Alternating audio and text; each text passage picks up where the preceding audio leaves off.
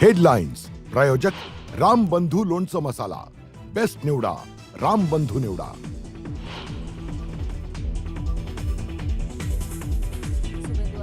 राज्यपालांची भेट घेत केला सत्ता स्थापनेचा दावा। उद्या सकाळी 11 वाजता घेणार पश्चिम बंगालच्या मुख्यमंत्र्यांची शपथ।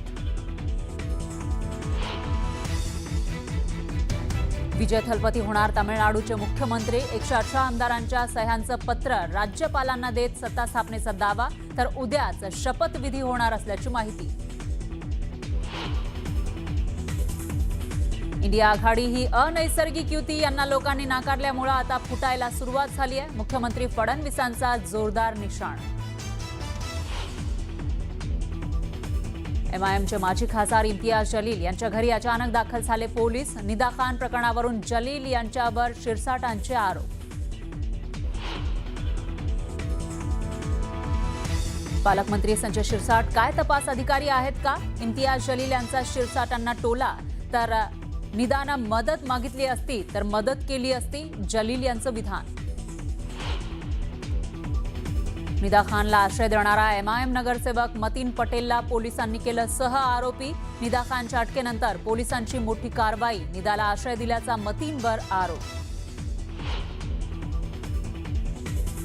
पीसीएस प्रकरणातील आरोपी निदा खानला 11 मे पर्यंत पोलीस कोठडी। छत्रपती संभाजीनगरमधून निदाला घेतलं ताब्यात। आई, वडील आणि मावशीची ही नाशिक पोलिसांकडून चौकशी। पायधुनीतील प्रकरणामध्ये कलिंगडामुळे नाही तर उंदीर मारण्याच्या औषधामुळे मृत्यू। घरात उंदीर मारण्याचं औषध सापडलं। चौघांनाही उलट्या झाल्यामुळे दुसऱ्या दिवशी झाला मृत्यू।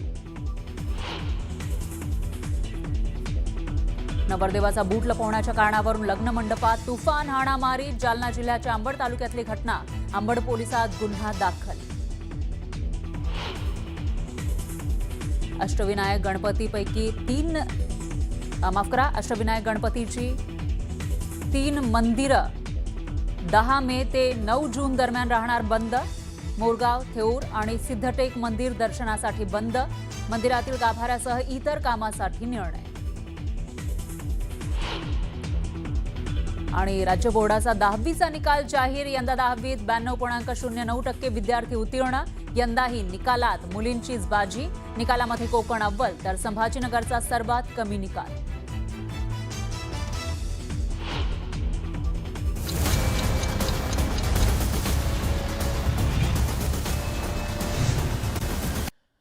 बीड जिल्ह्यातल्या महसूल घोटाळ्यात एक मोठा मासा गळाला लागला। जिल्ह्यातील राष्ट्रीय महामार्गाच्या भूसंपादन आणि मोबदला वाटपातल्या कोट्यवधी रुपयांच्या घोटाळ्याच्या प्रकरणी तत्कालीन जिल्हाधिकारी अविनाश पाठक याला अटक करण्यात आली आहे।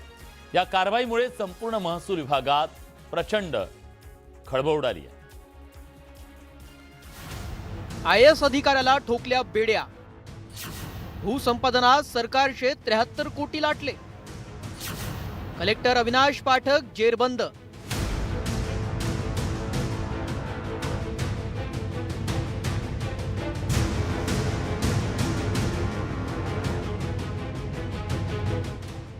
नाव अविनाश पाठक।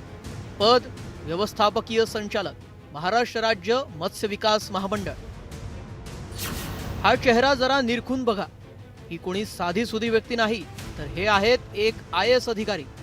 सध्या ते महाराष्ट्र राज्य मत्स्य विकास महामंडळाचे व्यवस्थापकीय संचालक म्हणून नियुक्त होते। पण गेल्या वर्षी त्यांनी बीडचे जिल्हाधिकारी म्हणून काम पाहिलं। पण त्याच काळातील कारनाम्यांमुळे आता अविनाश पाठकवर तुरुंगात जाण्याची वेळ आली। राष्ट्रीय महामार्गासाठी संपादित केलेल्या जमिनीचा मोबदला वाढवून देत तब्बल 73 कोटींचा सरकारी निधी हडप केलाय। बीडमध्ये भूसंपादनात शेतकऱ्यांना मोबदला वाढवून दिला। त्यासाठी आदेश काढताना हेराफेरी केली। बनावट सही करून जुन्या तारखेला भूसंपादन केल्याचं दाखवण्यात आलं होतं। पाठक यांची 22 एप्रिल 2025 रोजी बदली झाल्यानंतरही मागील तारखांचे आदेश काढल्याचं समोर आलंय। त्यानं 154 फाईल्सवर सह्या करून तब्बल 241 कोटी 62 लाख रुपयांचा वाढीव मोबदला मंजूर केला होता। त्यापैकी 73 कोटी 4 लाख रुपये खातेदारांना वितरित करण्यात आले। या गुन्ह्याच्या पुढील तपासामध्ये जे आम्हाला उपलब्ध झालेले जे मोबाईलचे रेकॉर्डिंग्स आहेत त्याच्या आधारे त्याचप्रमाणे हस्ताक्षर तज्ज्ञांचा रिपोर्ट आणि इतर तांत्रिक तपास या सर्व पुराव्यांच्या आधारे आज रोजी आम्ही तत्कालीन जिल्हाधिकारी बीड अविनाश पाठक यांना ताब्यात घेतलेले आहे आणि त्या अनुषंगाने पुढील कायदेशीर प्रक्रिया आम्ही करत आहोत. पोलिसांनी सखोल तपासानंतर पुराव्यांच्या आधारे ही मोठी कारवाई केली आहे. 19 नोव्हेंबर 2025 रोजी शिवाजीनगर पोलीस ठाण्यात या प्रकरणी गुन्हा दाखल झाला होता. त्यानंतर SITनं सहाय्यक महसूल अधिकारी आणि कर्मचाऱ्यांना अटक केली होती. पुढे 3 जानेवारीला पोलिसांनी पाठक यांच्या सह्यांचे नमुने घेतले.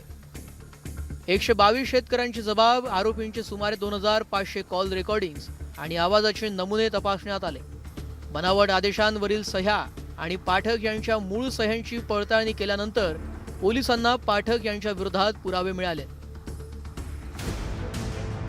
या घोटाळ्यात महसूल कर्मचारी आणि वकिलांसह एकूण 10 जणांवर गुन्हा दाखल करण्यात आला. तत्कालीन जिल्हाधिकाऱ्यांच्या अटकेमुळे महसूल विभागात भ्रष्टाचार किती खोलवर रुजलाय हे पुन्हा एकदा उघड झालंय. सुरेश जाधवसह bureau report, news 18 Marathi, Beed. Nida Khan प्रकरणावरून छत्रपती संभाजीनगरमध्ये राजकारण तापलं. पालकमंत्री संजय शिरसाट यांनी माजी खासदार इम्तियाज जलील यांच्यावर आरोप केले. निदाला जलील यांनी वाचवण्याचा प्रयत्न केल्याचा आरोप शिरसाट यांनी केला. तर शिरसाटांच्या आरोपांना किंमत देत नसल्याचा टोला जलील यांनी लगावला. तर निदाला लपवण्यात जलील यांचा सहभाग आहे का याची चौकशी करण्याची मागणी आमदार गोपीचंद पडळकरांनी केली. हे सगळं करणारे त्याच्या मागचे मास्टर माइंड हे निश्चितच संभाजीनगरमध्ये आहे. इम्तियाज जलील यांचा मुख्य रोल असणार आहे आणि त्याचा तपास पोलिसांनी करावा. पोलिसी आम्ही अदालत भी आम्ही निर्णय ही आम्ही देणार आहे करके पालकमंत्री राजनीती करत असेल तर मला काय देणं घेणं. निदा खानला अटक झाल्यानंतर संभाजीनगरमध्ये राजकीय भडका उडालाय. निदा खानला आश्रय देणारा संभाजीनगरमधील MIM नगरसेवक मतीन पटेल याला पोलिसांनी सहआरोपी केलाय. MIM नगरसेवक मतीन पटेल यांच्या घरात निदा राहिली असल्याची माहिती सूत्रांनी दिली आहे. त्यामुळे निदा खानला आश्रय देण्यामागे आणि तिला पोलिसांपासून लपवून ठेवण्यामागे जलील यांचा हात आहे का याचा तपास व्हावा अशी मागणी संजय शिरसाट यांनी केली. दरम्यान छत्रपती संभाजीनगर पोलिसांनी इम्तियाज जलीलांच्या घरी जाऊन चौकशी केल्याची माहिती समोर आली आहे. पोलीस निरीक्षक संभाजी पवारांनी निदा खान प्रकरणी चर्चा केल्याचं बोललं जात आहे. तर संजय शिरसाट यांनी आक्रमक पवित्रा घेतलाय.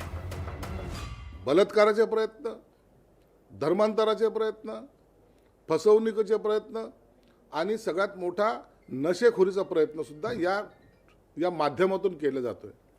आणि म्हणून मी तुमच्या माध्यमातून पुन्हा एकदा विनंती करतो की हा MIMचा इम्तियाज जलील आणि त्यांच्याबरोबर असलेली इतर जे आहेत त्यांना सुद्धा या चौकशीतून त्यांची चौकशी झाली पाहिजे आणि ह्या चौकशीतून निश्चितच मोठं षडयंत्र महाराष्ट्राला पाहायला मिळेल. भाजप आमदार गोपीचंद पडळकरांनीही इम्तियाज जलील यांच्यावरती निशाणा साधलाय.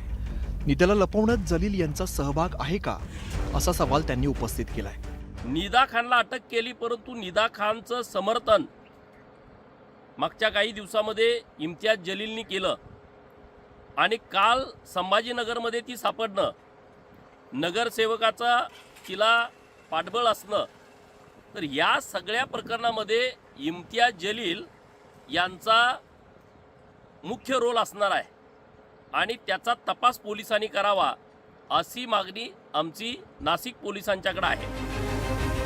गोपीचंद पडळकर आणि संजय शिरसाट यांनी केलेल्या आरोपांचा माजी खासदार इम्तियाज जलील यांनी जोरदार समाचार घेतलाय. नाशिक पोलीस तपास करत असून निदा चुकीची असेल तर सोबत राहणार नाही असं जलील यांनी स्पष्ट केलंय. जे प्रश्न पोलिसांना मला विचारायचे आहे ते मला विचारतील ना. ते एका पालकमंत्र्याच्या मार्फत मी विचारणार आहे का किंवा पालकमंत्री याच्या पोलिसांची वर्दी घालून बसलेले आहेत तिथे की ते सगळं निर्णय घेणार आहे. म्हणजे पोलिसी आम्ही अदालत भी आम्ही निर्णय ही आम्ही देणार आहे करके पालकमंत्री राजनीती करत असेल तर मला काय देणं घेणं. निदा खान मागील 1.5 महिन्यांपासून फरार होती. अखेर तिला छत्रपती संभाजीनगरमध्ये अटक करण्यात आली. MIMचा नगरसेवक मतीन पटेलने निदाला आश्रय दिल्याचा आरोप होतोय. त्यामुळे MIM आणि निदाचं कनेक्शन जोडलं जात आहे. आता या सर्व पार्श्वभूमीवरती संजय शिरसाट आणि इम्तियाज जलील आमने सामने आलेत. परिणामी निधाला फरार होण्यात आणि तिला आश्रय देण्यात कोणी मदत केली हे पोलिसांच्या तपासात उघड होणार आहे.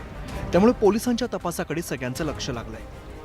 अविनाश कानडचे, न्यूज 18 मराठी, छत्रपती संभाजीनगर.